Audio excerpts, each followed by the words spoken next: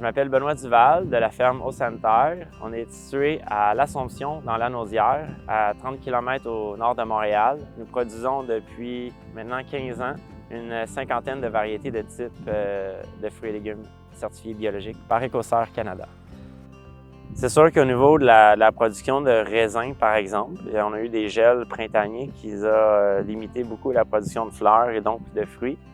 Ensuite de ça, dans les légumes racines comme les oignons, l'ail, les pluies du mois de juillet, on fait pourrir certains légumes.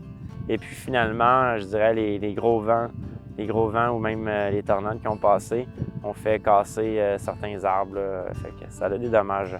Pour le froid, les gels, mettons, on utilise des toiles protectrices. On l'utilise d'ailleurs plus pour les légumes. C'est d'ailleurs grâce à ça qu'on a sauvé, mettons, des zucchinis, des tomates et des concombres, j'en passe, là, au printemps.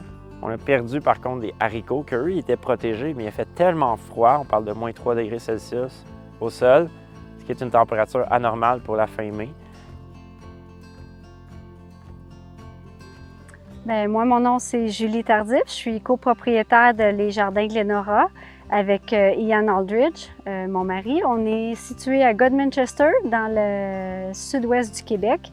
Et puis, on a commencé la compagnie en 2003 avec un modèle de panier. Puis après ça, on a migré vers un modèle hybride avec l'UFA puis des distributeurs. Les débuts de saison sont toujours très compliqués, puis pas juste cette année, mais dans les années passées aussi. Par exemple, ce printemps, bien, on a eu une gelée qui a duré longtemps, qui a affecté beaucoup aussi le monde des pommiers puis tout ça. On a eu de la grêle, plein d'épisodes de grêle qui sont arrivés à improviste. Puis là, on a tellement eu de pluie, plus que la normale. Donc, quand il y a de la grêle ou quand il y a du gel, nous, on travaille très fort. On arrose les plants qui sont déjà implantés. On met des couvertures par-dessus celles qui sont les plus fragiles, puis on croise les doigts, puis on souhaite que ça passe rapidement.